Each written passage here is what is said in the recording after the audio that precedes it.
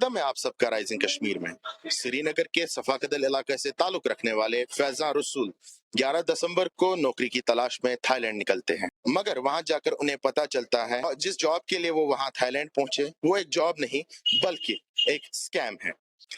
खबर चलती है और हुकूमत तक जब बात पहुंचती है तो फैजान को घर वापस लाने के लिए इकदाम उठाए जा रहे थे। आइए बात करते हैं फैजान रसूल से ही और जानते हैं इस सफर के बारे में उनसे ही। सिचुएशन बहुत टफ रही वहाँ, बहुत टफ। सब्र भी किया, ऊपर वाले का भरोसा था कि एक ना एक दिन निकल जाएंगे, चाहे जो भी हो।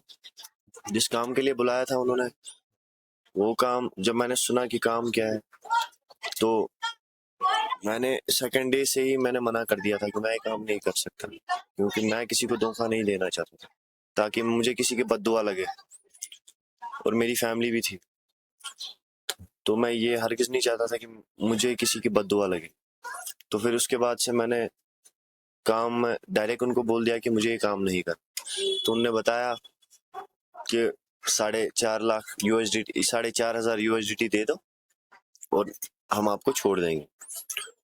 तो मेरे घर वाले इतना अफोर्ड नहीं कर सकते थे। फिर सब्र किया, तो फिर थोड़ी सी न्यूज़ पे मेरी नज़र गई, वहाँ से दुबई से भी मतलब स्कैम सेंटर्स पे रेड हुई थी, लाओस, कंबोडिया में, मलेशिया में रेड हुई थी। तो मेरे को इतना मतलब यकीन हो गया था कि यहाँ पर भी रेड पड़ सकती है। सर ऑनलाइन अप्लाई किया था, ऑनलाइन फॉर्म करके आया था थाईलैंड जॉब्स। तो उस पर मैंने अप्लाई का क्लिक करके उस पर मैंने गूगल शीट फॉर्म आया था, तो उस पर मैंने अपनी सारी डिटेल्स भर दी।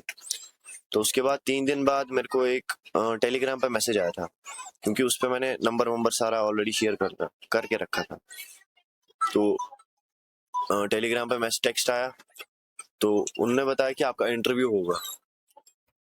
तो मैंने बोला चलो ठीक है, वीडियो कॉल पे इंटरव्यू होगा। तो लड़की थी वीडियो कॉल पे, और बैकग्राउंड मतलब ऑफिस टाइप लग रहा था, ऑफिस से कोट वोट पहना था। तो उसके बाद उनने मेरा बायोडेटा डिटेल्स पूछी, कहाँ से हो, क्या करते हो, मतलब वगैरह वगैरह वैसे।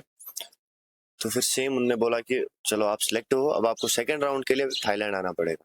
तो मैं आपकी टिकट्स करवाती हूँ, सब कुछ मैं आपको अरेंज करवा दूंगी, आपको अपनी जेब से कुछ भी देने की जरूरत नहीं। मुझे भी मतलब अपॉर्चुनिटी लगी तब, जिस हिसाब से उनने बताया, मैंने सोचा चलो अच्छा है। मैंने बोला कि सैलरी के बारे में, सैलरी कितनी कितनी रहेगी।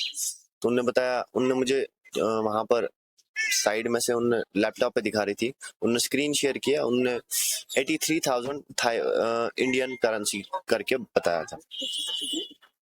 तो उसके बाद मैं थाईलैंड चला गया, बैंकॉक हमारी फ्लाइट थी। मैं और मेरा दोस्त दोनों हमने सेम प्रोसेस पे हमने अप्लाई किया था।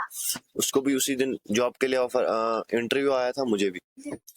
तो उसके बाद हम चले गए बैंकॉक एयरपोर्ट।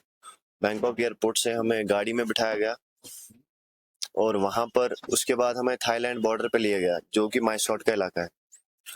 तो हमें खुद नहीं पता थी कि हम बॉर्डर पे जा रहे हैं। बैंकॉक से 8-9 घंटे की जर्नी पे गए थे, तो हमें कुछ पता नहीं कहाँ जा रहे हैं।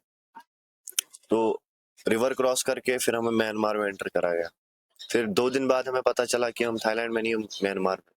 सर सबसे पहली बड़ी बात तो थी खाना और जॉब, जो कि मैंने ऑलरेडी बताया, जॉब मतलब स्कैम करने का था, और मेरा ज़मीर ये कभी नहीं चाहेगा कि मैं किसी के साथ स्कैम करूं। बस वही प्रोसेस था, स्कैम करके मैंने डायरेक्ट साफ इंसाफ कर दिया था कि मुझे ये नहीं करना, चाहे आप कुछ भी करो, मुझे नहीं करना। उसके बाद टॉर्चर होता था, फिजिकल टॉर्चर, मेंटल टॉर्चर होता था, और पुशअप स्टेप्स कराते थे। बस वही वही कुछ, मतलब ऊपर वाले का शुक्रगुजार हूँ मैं, जिसने मुझे वहां से बाहर निकाला। और सबसे पहले तो 21 फेब को मेरी लास्ट बात हुई थी घर पे। तब से मेरे घर वाले बहुत परेशान थे। तो 22 फेब को हमें रेस्क्यू किया गया था आर्मी ने, BGF आर्मी करके।